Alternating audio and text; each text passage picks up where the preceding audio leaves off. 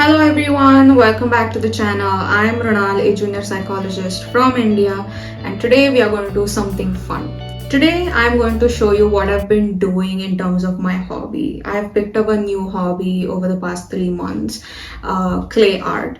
I have never really done it before, not even as a kid, but I got into it because I started seeing people making ganpatis from clay, and then I was like, okay, I want to try it out. Then I bought a kit and I started making. First I made the ganpati idol, and then I started making all sorts of stuff. I didn't follow any tutorial or anything. I just started making stuff. So this is something that I've made recently. It's been some time that I've made this. It's basically, I want to use it as an accessory holder. Today I'm going to try and paint it uh, in different colors and see which one works. I've made it in different sizes, three same shapes, and then this was like the basic shape that I tried for like an accessory holder. I actually started doing this because I was getting stressed at work, and then I couldn't really, like, journaling and going out on a walk or meditation and all of that wasn't working. So I decided, let me try something new. So I started doing this, and something just worked. I don't know what it is. Is it because I have never done this before, or it's because I'm making something that helps me get out of that zone of constant thoughts about work, stressful thoughts. But yeah, today we are going to do this. Today I'm going to, as I said, try and attempt to paint these and then see where it takes me. Okay, so let's start. I think I need to first paint it with a neutral color, so white, so that the color, oh god, this is, I'm going to try to paint the little one first and progressively go ahead.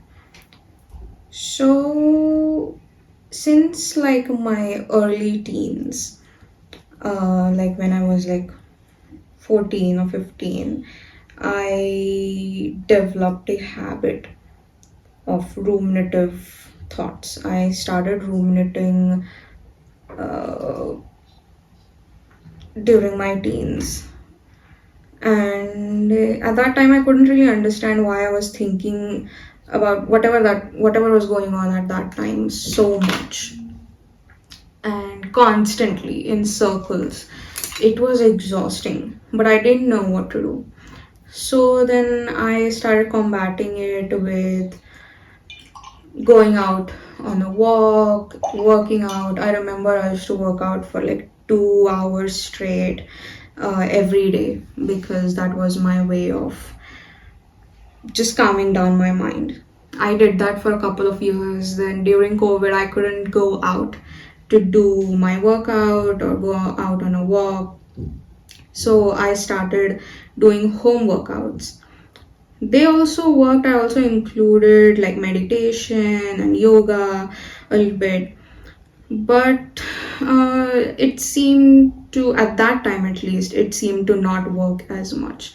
But then I still did it because, again, I wanted to stay fit and make sure like my health is not getting hit badly, because COVID was hard, right? So during my masters, then I rekindled a very old hobby of mine. I used to draw and paint like crazy as a young child. I still remember, I used to again draw for hours. I used to come back home, and between going downstairs to play and when I used to come home, there was like 2 to 4 hour ka gap, and I never studied during that time, so I didn't care about homework and all of that. So I used to just draw and paint after coming back home, and I used to do that. Then I used to get ready and go downstairs to play.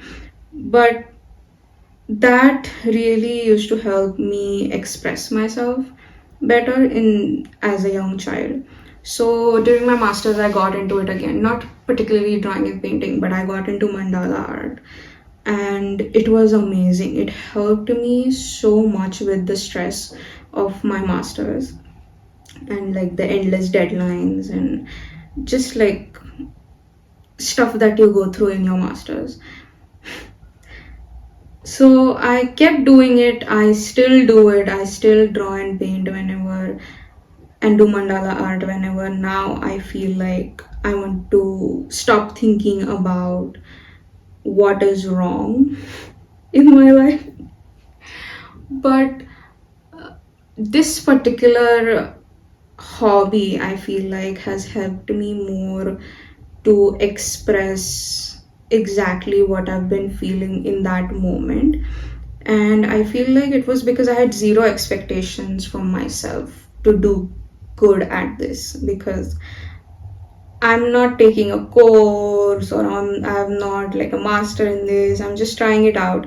And it didn't matter to me what shape I was making, what procedures I'm following. I'm just doing it because I want to. That instantaneously helped me sort of scour through my thoughts and figure out the root causes, figure out the reasons as to why I might be thinking like this and behaving like that in those stressful situations.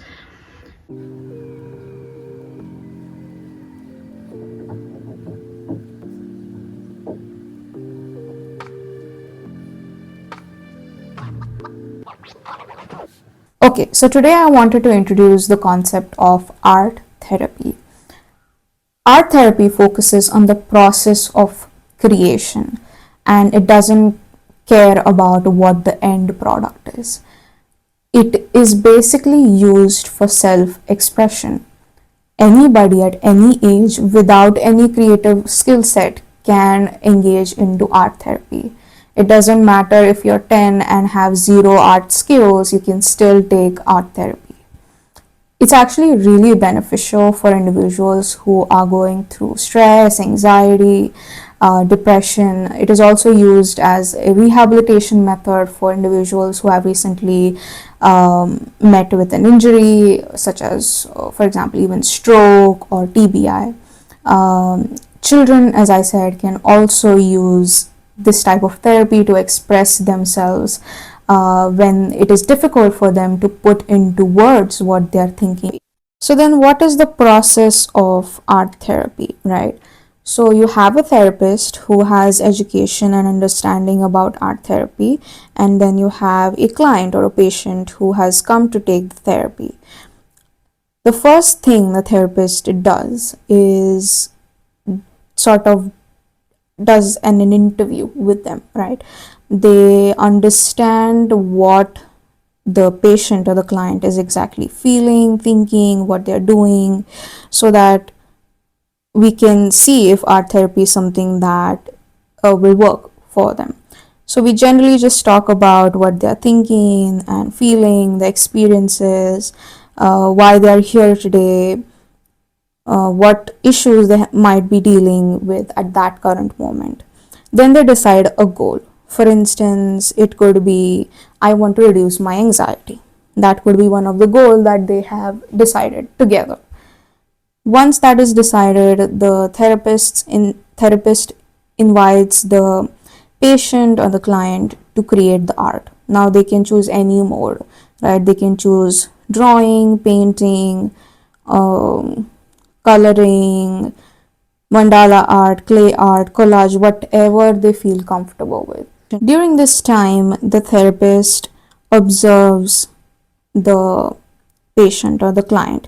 They observe the symbols that they are picking up or drawing, colors that they are taking up to color whatever art piece that they are creating, any behaviors they might be exhibiting during that time, which might provide information as to how we can achieve the goal that they have decided, right? Once the artwork is done, or the patient or the client is like, okay, I'm done, The therapist invites them to talk about it, to talk about the artwork that they have created. They discuss what they have done, what, in the sense, like what artwork that they have done, what they felt during that time, what thoughts were coming up during that time, and they both together try to figure out what could be the root cause about why, for example, they are feeling anxiety or stress. It's, again, as I said, it's a form of expression, self expression, where words are maybe too difficult to come together to help oneself understand what they are going through. So art therapy, then, with the help of art therapy, we integrate the information that we have got. So the therapist and the client, they sit together and talk about it, as I said, and they come to a point where they understand what can be they do next together. So art therapy, the best way to understand art therapy is largely about self expression. We always use it to express ourselves, to understand in that moment why we might be thinking or feeling in that way, whatever way that is, and then we can figure out what to do with it.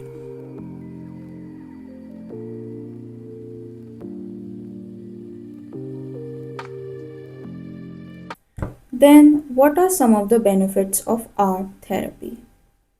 First, emotional expression. It helps express feelings that are hard to put into words, like anger, fear, grief, or guilt. It provides a safe, non judgmental outlet for emotions. 2. Stress and anxiety relief. The creative process itself is calming and meditative. It reduces cortisol levels and promotes relaxation. 3.